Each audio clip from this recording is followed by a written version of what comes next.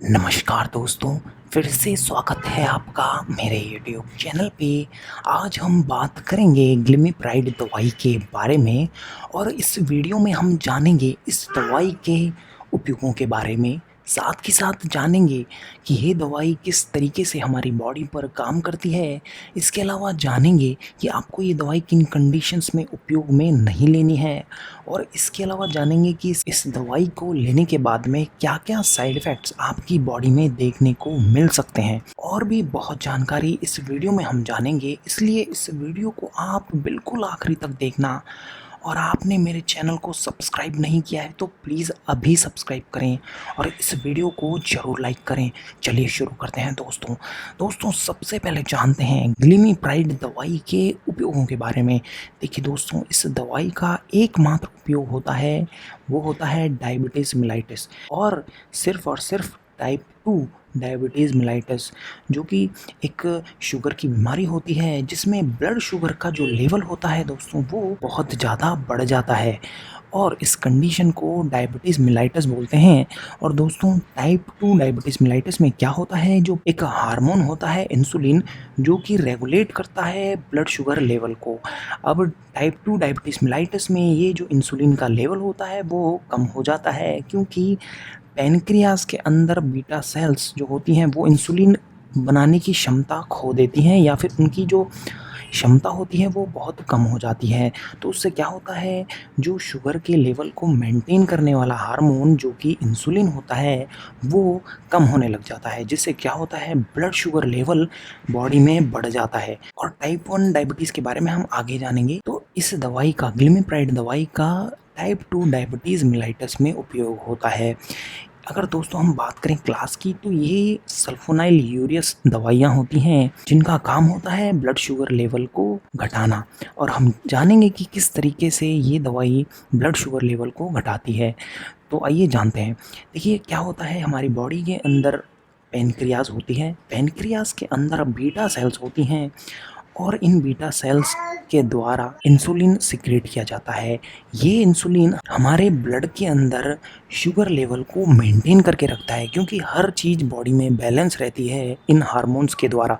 तो इन्हीं में से एक हार्मोन होता है इंसुलिन। इंसुलिन जो है ब्लड शुगर लेवल को मेंटेन करके रखता है हमारे ब्लड के अंदर। तो क्या होता है, ये जो बीटा सेल्स होती हैं वो डैमेज हो जाती हैं कुछ एज के बाद में, 40 साल के बाद में या फिर 35 साल के बाद में। तो क्या होता है, उसमें चांस होता है कि आपका जो इंसुलिन लेवल है बॉडी के अंदर वो कम हो जाए और जो शुगर का लेवल है वो बढ़ जाता है धीरे धीरे।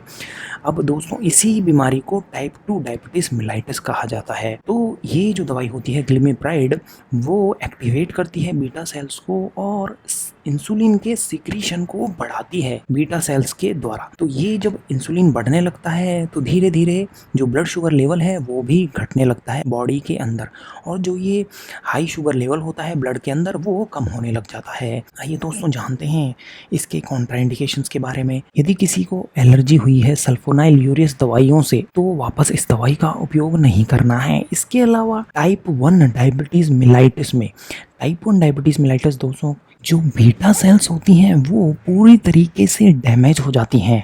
और ये जो टाइप 1 डायबिटीज़ होती है दोस्तों वो बचपन से हो जाती है, और टाइप 2 डायबिटीज़ होती है वो आफ्टर 35 या फिर 40 साल के बाद देखने को मिलती है। और उसमें क्या होता है, इंसुलिन की मात्रा कुछ हद तक मेंटेन रहती है, लेकिन टाइप 1 डायबिटीज़ में इंसुलिन बिल्कुल भी प्रेजेंट नहीं होता है बॉडी के अंदर, और इस टाइप 1 डायबिटीज़ का इलाज सिर्फ और सिर्फ इंसुलिन के इंजेक्शन होते हैं। तो इसलिए टाइप 1 डायबिटीज़ में ये दवाई इफ़ेक्टिव नहीं होती है।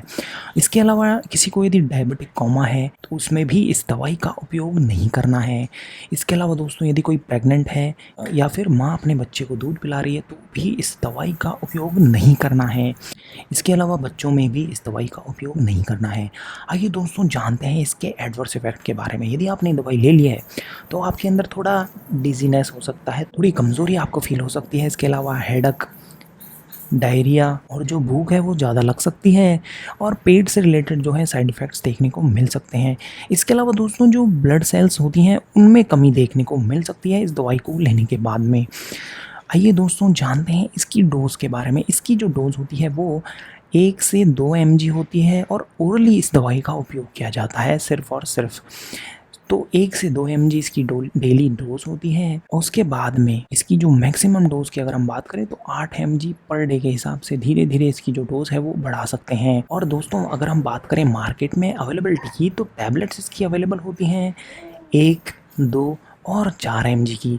और दोस्तों इस दवाई को लेने के बाद में ब्लड ग्लूकोज लेवल मॉनिटर करना बहुत ज़रूरी है। इसके अलावा लिवर फंक्शन टेस्ट और जो ब्लड सेल्स हैं वो मॉनिटर करना बहुत ज़रूरी है।